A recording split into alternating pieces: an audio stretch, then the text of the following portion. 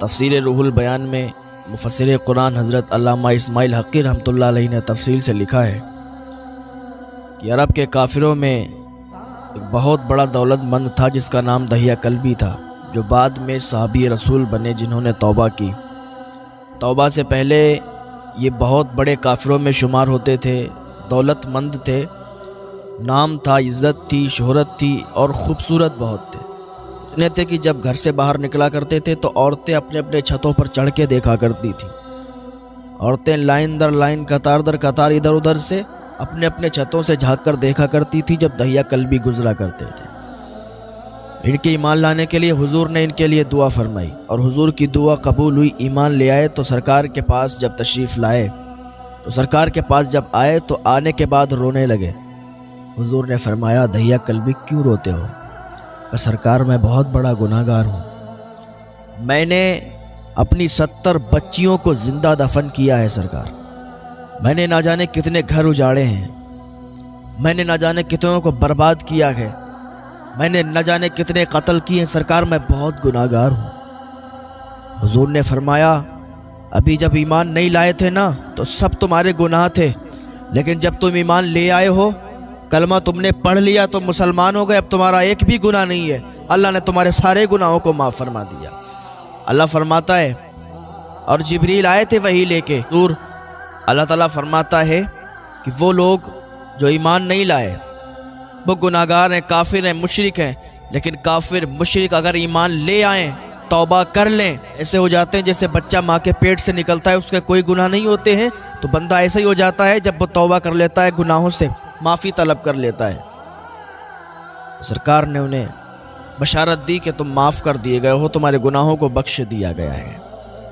وہ عرض کرتے ہیں، سرکار جب میں کافر تھا زمانے جاہلیت میں، جب لوگ اپنی اپنی بچیوں کو زندہ دفن کیا کرتے تھے نا سرکار، تو میں بھی اپنی بچی کو زندہ دفن کرنے کے لیے لے گیا تھا۔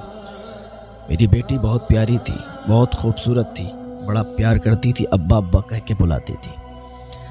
سرکار ایک دن میں بیٹھا تھا، میری بیٹی میرے پاس آئی، مجھے پیار کرنے لگی، ابا ابا کہہ کے بلانے لگی، تو میں اس دن اپنی بیٹی سے بولا کہ ٹھیک ہے تم تیار ہو جاؤ، تم ایک جگہ لے چل رہے ہیں دعوت میں۔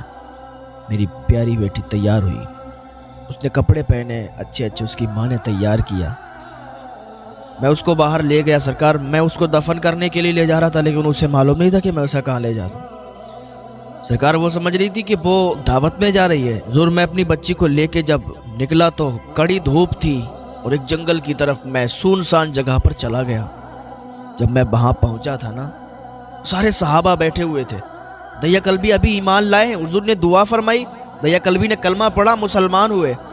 اب جب مسلمان ہو گئے تو پچھلے جتنے گناہ تھے اللہ نے سب معاف فرما دیے۔ ابھی پچھلی داستان سنا رہے تھے حضور کو کہ سرکار جب میں جنگل کے قریب پہنچا نا، سنسان جگہ تھی، بالکل سناٹا تھا، گرمی بہت تیز تھی۔ سرکار میں نے قبر کھودنا شروع کی، میں نے گڈھا کھودنے لگا، میں نے زمین کو کھودا، ایک قبر تیار کرنے لگا۔ تو میری بیٹی مجھے دیکھ رہی تھی، کہہ رہی تھی، ابا اتنی گرمی میں آپ یہاں گڑھا کیوں کھود رہے ہو؟ میں اس کو دیکھتا تھا اور قبر کھودنے لگتا تھا، کیونکہ زمانے والوں نے تانے بھی بہت دیے تھے، اور وہ زمانہ ایسا تھا نا کہ جب بیٹی ہوتی تھی تو لوگ تانوں سے اس کو مار دیا کرتے تھے۔ اگر وہ زندہ دفن نہیں کیا کرتا تھا نا تو لوگ تانے مارا کرتے تھے کہ تو اپنی بیٹی کو دفن نہیں کرتا ہے، تو اپنی بیٹی سے پیار کرنے لگا ہے، تو اپنی بیٹی سے محبت کرنے لگا ہے، نہ جانے کتنے لوگ تانے دیا کرتے تھے۔ یہ تو حضور کی بدولت سے آج بیٹیوں کو عزت مل رہی ہے۔ جب حضور تشریف لائے تو جو بیٹیاں زندہ دفن ہو رہی تھی نا، ان کو عزت ملی، لوگوں نے وقار سمجھا بیٹیوں کا، عورت کا مقام سمجھا کہ عورت کا مقام کیا ہے۔ حضور نے عورت کے وقار کی پہچان کروائی، ورنہ کوئی عورت کی عزت نہیں کرتا تھا۔ آج لوگ نعرہ لگاتے ہیں کہ بیٹی پڑھاؤ، بیٹی بچاؤ۔ یہ 1400 سال پہلے میرے آقا نے یہی لوگوں کو بتایا تھا کہ بیٹی بچاؤ، بیٹی بچاؤ کا نعرہ لگایا تھا۔ ہاں، اور بیٹی بچا کے دکھائی تھی، ورنہ لوگ زندہ دفن کیا کرتے تھے، اور سرکار نے بیٹی بچا کے دکھائی، بیٹی کو عزت دلوا کے دکھائی۔ آج جو ساری کائنات میں لوگ بیٹیوں کی عزت کرتے ہیں، عورتوں کی عزت کرتے ہیں، یہ سرکار کی وجہ سے۔ دہیہ کلبی عرض کرتے، سرکار میں نے گڑھا کھودا، میں گڑھا کھود رہا تھا تو میری بیٹی میرے پاس آئی، اپنے چھوٹے سے دوپٹے سے میرے چہرے کو صاف کرنے لگی۔ ابا آپ اتنی گرمی میں گڑھا کیوں کھود رہے ہو؟ اگر کھودتے ہوئے ٹھیک ہے کوئی بات نہیں کھودو، لیکن ابا تھوڑا آرام کر لو، ابا آپ کو گرمی لگ رہی ہے، اسے دیکھا نہیں جا رہا آپ کے ماتھے پر پسینہ آ رہا ہے۔ میری بیٹی مجھ سے کہہ رہی تھی ابا آؤ درخت کے نیچے آرام کر لو۔ میں نے کہا نہیں بیٹی مجھے گڑھا کھودنا ہے۔ میں نے اس کو بھگا دیا، میں نے کہا تم بیٹھو جا کے۔ وہ چلی گئی، درخت کے سائے میں بیٹھ گئی۔ اس سے رہا نہیں گیا تو پھر واپس آئی۔ ابا مجھے دیکھا نہیں جاتا، آپ اتنی گرمی میں گڑھا کھود رہے ہو، چلو نا درخت کے نیچے، ہم لوگ باتیں کرتے ہیں بیٹھ کے، تھوڑا آرام کر لو، اس کے بعد گڑھا کھود لینا۔ ابھی تو بہت ٹائم ہے ابا، اس کے بعد گڑھا کھود لینا، گرمی بہت تیز ہے، آپ کے ماتھے پر پسینہ آ رہا ہے۔ میری بیٹی نے میری انگلی پکڑی، کہا ابا باہر نکلو۔ میں باہر نکلا، درخت کے سائے میں آ کے بیٹھ گیا۔ میری بیٹی اپنے چھوٹے سے دوپٹے سے میرا پسینہ پوچھ رہی تھی۔ سرکار سن رہے تھے، سارے صحابہ سن رہے تھے۔ کہا یا رسول اللہ۔ پھر میں اٹھا، پھر گڑھا کھودنے لگا۔ میری بیٹی پھر ایک بار مجھے درخت کے سائے میں لے گئی، کہا ابا تم بیٹھو میں کھودتی ہوں۔ وہ گڑھے میں اتری، اپنے ننھے ننھے ہاتھوں سے اپنی ہی قبر کو کھودنے لگی۔ اسے کیا پتا تھا کہ اس میں دفن ہوں گی، نہیں پتا تھا۔ اپنے ننھے ننھے ہاتھوں سے قبر کھودنے لگی، تھوڑی تھوڑی مٹی اٹھا کے باہر کو کرنے لگی۔ میں گیا، میں نے اپنی بیٹی کو باہر نکال دیا، پھر میں گڑھا کھودنے لگا۔ پوری قبر جب تیار کر دی تو مجھ سے بار بار پوچھتی تھی میری بیٹی ابا اس گڑھے کو کیا کرو گے، ہم لوگ تو دعوت میں جا رہے ہیں، مجھے بھوک بھی بہت تیز لگ رہی ہے، ابا آپ یہ گڑھا کیوں کھود رہے ہو، ہم لوگ تو دعوت میں جا رہے ہیں، پھر آپ یہ راستے میں کیا کر رہے ہو ابا۔ میں نے اپنی بیٹی کی ایک نہ سنی، میں اپنا کام کرتا رہا۔ جب گڑھا کھود گیا تو میں نے اپنی بیٹی کو پکڑا، اٹھایا اور گڑھے کے اندر ڈال دیا۔ وہ سمجھ رہی تھی میرا ابا مذاق کر رہا ہے میرے ساتھ۔ اس نے کہا ابا مذاق مت کرو، گرمی بہت تیز ہے، آپ نے مجھے گڈھے میں کیوں ڈال دیا۔ جب پوری قبر بن کے تیار ہو گئی، پورا گڑھا گہرا انہوں نے کھود دیا، دہیا کلبی کہتے ہیں میں نے اپنی بیٹی کو گڈھے میں ڈال دیا اور میں اس کے اوپر مٹی ڈالنے لگا تو میری بیٹی مسکرا رہی تھی۔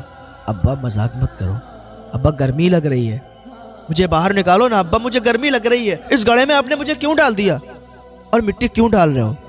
اسے مذاق لگ رہا تھا کہ میرا ابا مجھ سے مذاق کر رہا ہے۔ یا رسول اللہ میں تو اسے دفن کرنے کے لیے گیا تھا، میں تو اسے دفن کر رہا تھا۔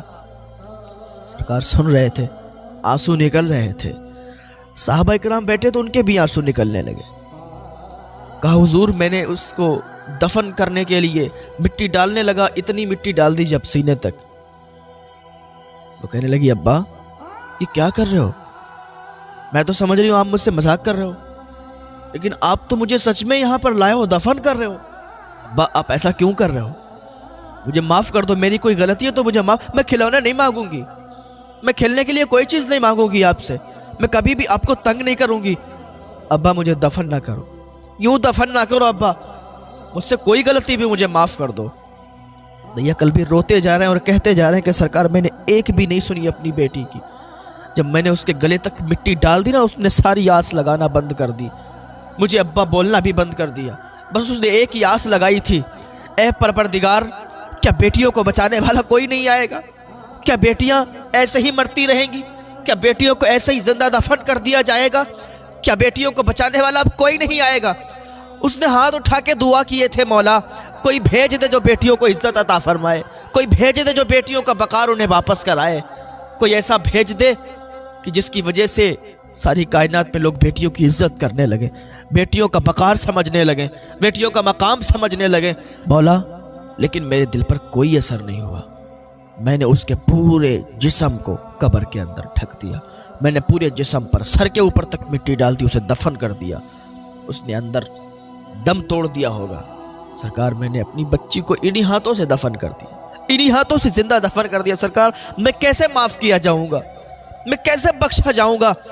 سرکار کے آنسو نکل رہے ہیں، سرکار رو رہے ہیں، لیکن کیا کریں، اب ایمان لے آیا ہے دہیا کلبی، اب حضور کا عاشق ہو گیا ہے، حضور کا دیوانہ ہو گیا ہے۔ حضور نے یوں آنسو پوچھے اور پوچھ کے کہتے ہیں دہیا مت رو، وہ تب کی بات تھی جب تو کافر تھا، وہ تب کی بات تھی جب تو ایمان سے سرفراز نہیں ہوا تھا، وہ تب کی بات تھی جب تو ایمان نہیں لایا تھا، لیکن اللہ کا فرمان ہے جب کوئی بندہ ایمان لاتا ہے، جب کوئی کافر مشرک ایمان لاتا ہے یا جب کوئی توبہ کرتا ہے تو اللہ تعالیٰ اسے ایسے ہی معاف فرما دیتا ہے جیسے اس نے کبھی گناہ ہی نہیں کیے تھے۔ ہاں یہ حضور کی دعاؤں کا اثر ہے، حضور جس کے لیے بھی دعا کرتے تھے وہ دعا فوراً قبول ہو جایا کرتی تھی۔ ارے حضور کا چہرہ ایسا تھا کہ جو بھی حضور کو دیکھتا تھا وہ ان کا دیوانہ ہو جایا کرتا.